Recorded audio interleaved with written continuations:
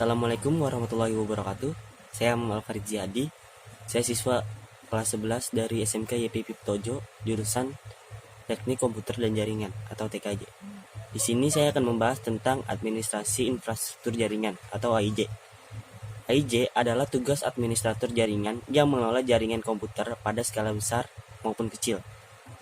Administrasi jaringan dikerjakan oleh administrator jaringan yang memiliki tugas-tugas seperti menginstal dan mengkonfigurasi server, aplikasi software, membuat dan mengolah user, backup, dan mengkonfigurasi keamanan sistem. Administrasi jaringan adalah sebuah tugas dari administrator jaringan untuk mengelola sumber daya dan juga keamanan dalam jaringan komputer.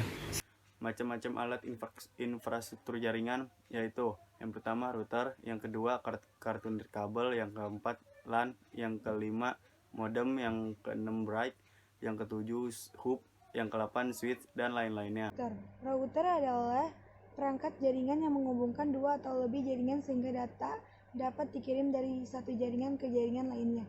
2. Kartu nirkabel. Kartu nirkabel adalah perangkat jaringan yang memungkinkan dua perangkat dihubungkan tanpa kabel atau tanpa menggunakan media kabel. 3. LAN. LAN seperti biasanya perangkat jaringan lainnya. 4. Modem. Modulator atau sering disingkat sebagai modem adalah perangkat jaringan yang memiliki fungsi mengubah sinyal digital menjadi sinyal analog atau sebaliknya. 5. Bridge. Bridge adalah perangkat jaringan yang memiliki fungsi memperluas jaringan, membuat segmen jaringan. Hub adalah salah satu perangkat jaringan yang tugasnya mengubah sinyal transfer jaringan. Switch adalah perangkat jaringan yang memiliki fungsi hampir sama dengan hub. Namun perangkat ini lebih pintar daripada hub karena dapat memecahkan masalah tabrakan data. Kabel jaringan. Kabel jaringan adalah media transmisi seperti kabel yang digunakan untuk menghubungkan dua atau lebih komputer untuk pertukaran data. Pertama, VLAN. VLAN merupakan sekelompok perangkat pada satu LAN atau lebih yang dikonfigurasikan sehingga dapat berkomunikasi seperti halnya bila perangkat tersebut terhubung ke jalur yang sama.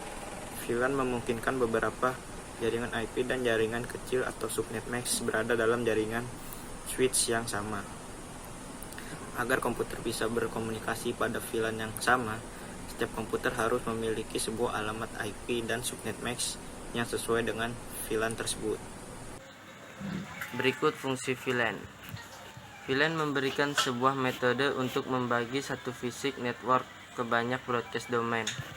Broadcast domain ini biasanya sama dengan batas IP subnet, tapi tiap subnet mempunyai satu VLAN.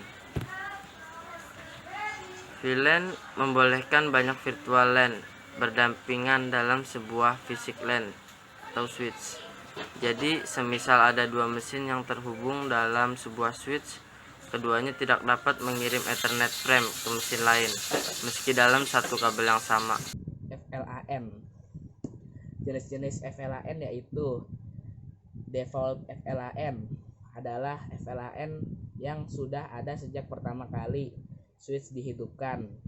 Sebelum dikonfigurasi, semua port yang ada pada switch akan tergabung ke dalam default FLAN dan dapat tergabung pada masing-masing FLAN. Virtual LAN juga memerlukan satu port tambahan pada switch untuk dijadikan sebagai akses port bagi jaringan tersebut. Karenanya terkadang virtual LAN juga dijuluki sebagai jaringan switch dan sama seperti jaringan utamanya, VLAN tetap memerlukan administrator untuk menjalankan pengelolaan jaringan.